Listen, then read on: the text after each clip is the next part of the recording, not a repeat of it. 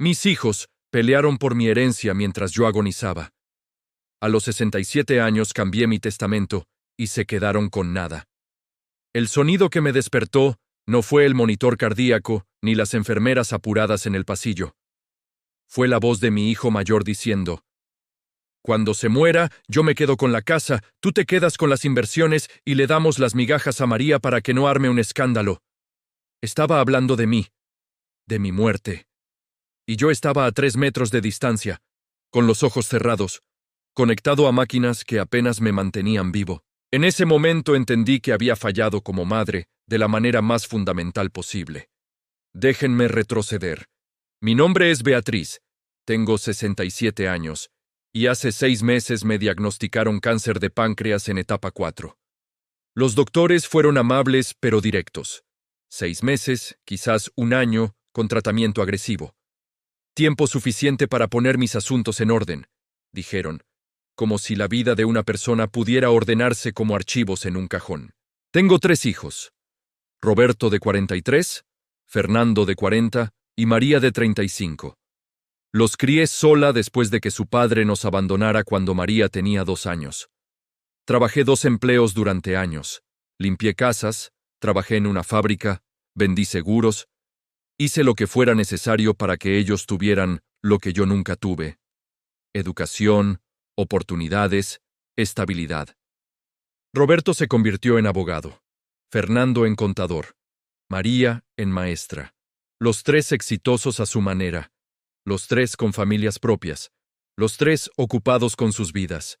Y yo, bueno, yo me quedé en la misma casa donde los crié, la casa que finalmente terminé de pagar hace 5 años. La casa que de alguna manera se volvió el centro de todo lo que vino después. Cuando les conté del diagnóstico, vinieron todos. Roberto desde la ciudad, Fernando desde el estado vecino, María desde apenas 3 colonias de distancia, pero que de alguna forma se sentían igual de lejos. Lloraron, me abrazaron, dijeron todas las cosas correctas. Vamos a luchar esto juntos, mamá. No estás sola, haremos lo que sea necesario. Los primeros 2 meses fueron así. Venían a las citas del doctor. Roberto me llevaba a quimioterapia. Fernando investigaba tratamientos alternativos. María se quedaba conmigo las noches cuando el dolor era muy intenso. Éramos una familia unida enfrentando una crisis. Eso creí. La quimioterapia me destruyó. Perdí el cabello, 30 libras, toda mi energía. Vomitaba tanto que mis costillas dolían, pero lo peor no era el dolor físico. Era sentir cómo mi cuerpo me traicionaba, cómo cada día era más débil, más inútil, más cerca del final. Una tarde Roberto llegó con documentos. «Mamá, necesitamos hablar de cosas prácticas. Tienes un testamento, ¿verdad?» «Sí», dije. «Todo dividido en 3 partes iguales. La casa, mis ahorros, mi pensión, todo». Él se movió incómodo. «La cosa es que la casa está en un buen barrio ahora. Vale bastante. Y dividirla 3 formas puede ser complicado.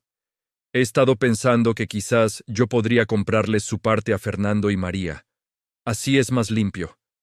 «Estoy enferma, no muerta», le dije. «Y definitivamente no estúpida». «No es eso, mamá, solo trato de hacer las cosas más fáciles para todos». Pero su voz tenía algo, una tensión que no había escuchado antes. O quizás siempre estuvo ahí y yo no quería verla. Fernando llegó esa noche. Casualmente. Trajo sopa que su esposa preparó. Se sentó en mi cama y habló de cosas triviales. Luego, como de pasada, dijo: «Roberto me contó de su idea con la casa. Honestamente, mamá, creo que sería injusto. La casa debe venderse y dividirse en partes iguales. O mejor aún, ponerla en venta ahora mientras tú, mientras aún estás aquí para tomar decisiones. Mientras aún esté viva, quisiste decir». Él se sonrojó. «No quise decirlo así, pero eso es lo que dijiste. María fue diferente. Vino el siguiente fin de semana y no mencionó la casa para nada. Hablamos de sus estudiantes, de su hijo pequeño, de recetas que quería intentar. Por un momento, me sentí como una madre otra vez, no como una herencia ambulante. Pero en la puerta, antes de irse, volteó. «Mamá, solo quiero que sepas que yo no necesito nada. Lo que sea que decidas está bien. Pero si hay algo importante para mí, algo con valor sentimental como las joyas de la abuela o las fotos familiares, me gustaría tenerlo. Antes de que los chicos lo dividan todo. Así comenzó. Sutilmente al principio, Roberto sugiriendo que tal vez María no necesitaba tanto porque su esposo ganaba bien. Fernando insinuando que Roberto ya había recibido más cuando le presté dinero para su maestría, convenientemente olvidando que él recibió la misma cantidad para su negocio. María, preguntando inocentemente si yo tenía idea de cuánto valía cada cosa en la casa. Empecé a notar cosas. Cómo cada visita ahora venía con preguntas sobre mis finanzas. ¿Dónde estaban mis documentos importantes? Si había hecho una lista de mis cuentas bancarias. Si necesitaba ayuda organizando mis papeles. La quimioterapia dejó de funcionar en el mes 4. El doctor sugirió cuidados paliativos. Calidad sobre cantidad, dijo. Como si pudiera haber calidad cuando tu cuerpo se está muriendo célula por célula. Me hospitalizaron cuando colapsé en la cocina. María me encontró. Llamó a la ambulancia, llamó a sus hermanos. Todos aparecieron en el hospital esa noche. Todos preocupados, todos asustados, todos, pensé, ahí por mí. Los doctores dijeron que era cuestión de semanas ahora. Quizás días. Me movieron a una habitación privada. Pusieron morfina para el dolor. Y yo comencé a deslizarme dentro y fuera de conciencia, atrapada en ese lugar extraño entre el sueño y la vigilia, donde todo se siente distante y borroso. Fue durante uno de esos momentos cuando los escuché. Mi puerta estaba apenas entreabierta. Ellos estaban en el pasillo. Pensaban que yo dormía o estaba inconsciente. Pero cada palabra llegaba clara como cristal. Necesitamos decidir esto ahora, decía Roberto. No tenemos mucho tiempo. Es de mal gusto hablar de esto aquí, María. Más de mal gusto será pelearnos después, Fernando. Mamá no querría eso. Mamá no va a querer nada porque va a estar muerta, Roberto. Un silencio pesado. Luego, Fernando habló. La casa vale al menos 800,000. Las inversiones otros 500. La pensión se acaba cuando ella, bueno, ya saben. Pero hay seguros de vida. Yo me quedo con la casa, Roberto otra vez. Ustedes dos dividen el resto. Ni madres, Fernando sonaba furioso. Yo puse dinero en esa casa cuando mamá no podía pagar las reparaciones del techo. Tengo tanto derecho como tú. Y yo la cuidé más que los dos juntos, María. Su voz quebrándose. Yo estuve aquí, yo la vi vomitar, yo limpié ella pausó, yo hice cosas que ustedes ni siquiera pueden imaginar. Nadie te pidió que jugaras a la mártir. Vete al diablo, Roberto. Hey, Fernando, tratando de calmar la situación. Todos estamos estresados. Miren, cuando se muera. Cuando mamá muera, María. Sí, cuando mamá muera, yo me quedo con la casa, tú te quedas con las inversiones y le damos las migajas a María para que no arme un escándalo. Migajas, María repitió. Eso es lo que soy para ustedes. No te hagas la víctima. Tú eres la que menos contribuyó. Contribuir. Esa es una forma interesante de decir que amo a nuestra madre por su cartera. No hagas esto sobre moral, María. Todos sabemos que necesitas el dinero tanto como nosotros. Los escuché irse, sus voces desapareciendo por el pasillo, y me quedé ahí, conectada a máquinas, muriendo lentamente, entendiendo finalmente que para mis hijos yo ya no era su madre. Era una propiedad esperando ser dividida. Lloré esa noche. Lloré en silencio para que las enfermeras no vinieran. Lloré por los niños que crié, los niños que leía antes de dormir, los niños que llevé a sus primeros días de escuela. Lloré por la madre que fui, que trabajó hasta quebrarse para darles todo. Y lloré porque en algún lugar del camino perdí a mis hijos, y no me di cuenta hasta que era demasiado tarde. O quizás no era tarde. Todavía no. La mañana siguiente llamé a mi abogado. Daniel, un hombre de 60 años que había hecho mi testamento original hace una década. Necesito cambiar algunas cosas, le dije cuando vino al hospital. Por supuesto, Beatriz. ¿Qué tienes en mente? Quiero dejarles todo a organizaciones benéficas, cada centavo. Él me miró por un largo momento. Tus hijos no recibirán nada. Beatriz, soy tu abogado, pero también tu amigo. ¿Estás segura de esto? Es una decisión permanente. Tan permanente como la muerte, dije. Y sí, estoy completamente segura. Le dicté mi Nuevo Testamento. La casa iría a un refugio para mujeres. Mis ahorros a una organización que ayuda a niños en pobreza. Mis inversiones a un hospital de cáncer. Mi seguro de vida dividido entre 3 caridades que yo elegí.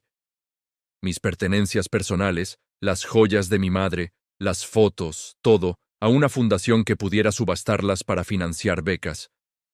Y para Roberto, Fernando y María, una carta. Una carta explicando exactamente por qué tomé esta decisión. Cada palabra, cada razón, cada conversación que escuché cuando pensaban que estaba inconsciente. ¿Lo tienes listo en 2 días? Daniel preguntó. Lo tengo listo en 1, él respondió. Firmé el Nuevo Testamento en mi cama de hospital, con 2 enfermeras como testigos. Mis manos temblaban, no por duda, sino por la enfermedad que me consumía. Pero mi mente estaba clara, más clara de lo que había estado en meses. Roberto vino esa tarde con flores caras. Fernando llegó con una tarjeta hecha por sus hijos. María trajo mi crema de manos favorita. Se sentaron alrededor de mi cama. Hablaron animadamente sobre nada importante, me acomodaron las almohadas, ajustaron mis mantas, y todo lo que podía pensar era, están aquí por culpa. Están aquí porque se dieron cuenta de que fui horrible. O están aquí porque les dije que necesitaba hablar con ellos y piensan que voy a repartir todo antes de morir. Quiero que sepan, comencé. Y los 3 se enderezaron, atentos, que los amo, que siempre los amaré, que todo lo que hice en mi vida fue por ustedes. Mamá, no hables así, María. Déjenme terminar. Quiero que sepan que estoy en paz, que he tomado decisiones sobre mis asuntos y estoy tranquila con ellas, y que cuando llegue el momento, no quiero que peleen. No quiero drama. Solo quiero que se cuiden entre ustedes. Roberto me tomó la mano. No vamos a pelear, mamá. Somos familia. Mentiroso, pensé, pero solo sonreí. Las semanas siguientes fueron las más extrañas de mi vida. Sabiendo lo que sabía, viendo cómo actuaban. Roberto trayéndome revistas inmobiliarias, casualmente dejándolas donde yo pudiera verlas. Fernando mostrándome planes de inversión para cuando me sintiera mejor. Como si fuera a mejorar. Como si el cáncer en etapa 4 de repente fuera a desaparecer. María era la única que no mencionaba dinero. Pero la veía mirar los muebles, las pinturas, las joyas en mi joyero. Calculando. Todas calculando. Hubo un momento, una tarde cuando estaba particularmente mal, donde casi llamé a Daniel. Casi le dije que cambiara todo de vuelta. Porque estos eran mis hijos, mi sangre. Y quizás todos hacemos cosas horribles bajo estrés. Quizás merecían otra oportunidad. Pero entonces Roberto llegó con su esposa Valeria. Pensaban que yo dormía, pero los escuché en la sala. ¿Crees que cambió el testamento?, Valeria preguntaba. No lo sé, pero si lo hizo, podemos disputarlo. Ella estaba bajo muchos medicamentos. Podríamos argumentar que no estaba en sus cabales. Tu madre agonizante, y tú ya planeas demandar su herencia. Es solo precaución. Y ahí murió cualquier duda. No bajo las drogas o la enfermedad. Bajo la claridad brutal de entender a quién había criado. Morí 3 semanas después. O casi. Técnicamente mi corazón se detuvo, los doctores me revivieron y viví 2 días más. Suficiente para ver a mis hijos llegar corriendo, llorando, jurando que habían sido terribles y que cambiarían, pero era performance. Todo performance. Porque en los momentos entre visitas los escuchaba pelearse en el pasillo, discutiendo quién había sido mejor hijo, quién merecía más, quién había sacrificado más. Finalmente dejé ir, no porque quisiera, sino porque ya no había razón para quedarme. Esta vida, esta familia, ya no existía. No de la manera que importaba. El funeral fue hermoso, me dijeron después. Bueno, nadie me dijo nada porque estaba muerta. Pero había planeado mi funeral años antes, y les dejé instrucciones claras. Música que amaba, flores sencillas, una ceremonia corta. Roberto dio un discurso sobre lo dedicada que fui. Fernando Habló de mi fortaleza. María lloró y dijo que era la mejor madre del mundo. Y luego vino la lectura del testamento. Daniel les pidió que vinieran a su oficina una semana después del funeral. Los tres llegaron vestidos formalmente, profesionales, preparados. Probablemente ya habían discutido cómo dividir todo. Quizás hasta habían llamado a agentes de bienes raíces. Daniel comenzó leyendo. Los vi en video más tarde, un video de seguridad de la oficina que Daniel me mostró antes de morir. Vi sus caras pasar de expectativa a confusión, a shock, a rabia. Todo. Todo se fue a caridades. La casa, el dinero, las inversiones, los seguros, las joyas, las fotos, todo. Esto es un error. Roberto se puso de pie. Tiene que ser un error. No hay error, Daniel. Su madre cambió su testamento 6 semanas antes de morir. Estaba completamente lúcida. Tengo documentación médica que lo confirma. Vamos a pelear esto, Fernando. Pueden intentarlo. Pero les advierto que su madre anticipó eso. Hay declaraciones médicas, testimonios, grabaciones incluso de ella explicando su decisión. Grabaciones. María susurró. Daniel sacó un sobre. Y hay esto. Una carta para cada uno de ustedes. Las cartas decían lo mismo esencialmente. Les contaba lo que escuché. Cada conversación, cada plan, cada pelea sobre mi herencia mientras yo agonizaba a metros de distancia. Les decía que los amaba, pero que no podía premiar su codicia. Que esperaba que algún día entendieran, que ojalá usaran esta experiencia para ser mejores personas. Y terminaba con esto. No les dejo dinero, pero les dejo algo más valioso. La oportunidad de ganarse las cosas por ustedes mismos, como yo tuve que hacerlo. La oportunidad de entender que el valor de una persona no está en lo que heredan, sino en lo que construyen. Los amo. Siempre los amaré. Pero no puedo permitir que mi muerte alimente su peor versión. Roberto rompió su carta. Fernando lloró. María se quedó en silencio por un largo tiempo. Intentaron disputar el testamento. Contrataron abogados. Buscaron cualquier ángulo. Pero Daniel había hecho su trabajo perfectamente. Médicos certificaron mi estado mental. Había videos míos explicando mis razones. Testigos que confirmaron mi lucidez. Perdieron todo. Y no solo la herencia. Porque las noticias se filtraron. En pueblos pequeños siempre se filtran. La historia de la madre que desheredó a sus hijos apareció en periódicos locales. Gente comenzó a especular sobre qué tan malos debían haber sido para merecer eso. Clientes de Roberto se fueron. Socios de Fernando terminaron su relación. Los padres en la escuela de María empezaron a verla diferente. Perdieron dinero. Perdieron reputación. Perdieron a su madre. Y se perdieron entre ellos porque la codicia que revelé destruyó cualquier relación que quedara. Roberto y Fernando no se hablan. María se mudó a otro estado. Los tres llevan mi apellido como una cicatriz. Y yo. Bueno, yo estoy muerta. Pero de alguna forma hice más muerta de lo que pude hacer viva. Les di una lección que ningún dinero podría comprar. Les mostré que las acciones tienen consecuencias, que la familia es más que sangre, que el amor no puede coexistir con la codicia. No sé si algún día lo entenderán. No sé si se arrepentirán genuinamente o solo lamentarán perder el dinero. No sé si esta fue la decisión correcta o si fui demasiado dura, pero sé esto. En mis últimos momentos, cuando finalmente dejé ir, no me arrepentí. Porque crié a mis hijos lo mejor que pude. Y cuando mostraron quiénes realmente eran, actué en consecuencia. Pelearon por mi herencia mientras yo agonizaba. Planearon mi muerte como si fuera un negocio. Me redujeron a una cifra en una cuenta bancaria. Y yo les di exactamente lo que merecían. Nada. Si esta historia te sacudió, si te hizo pensar en lo que realmente dejarás atrás cuando ya no estés, suscríbete. Porque las historias más importantes no son sobre el dinero, son sobre las elecciones que hacemos y las personas que decidimos ser.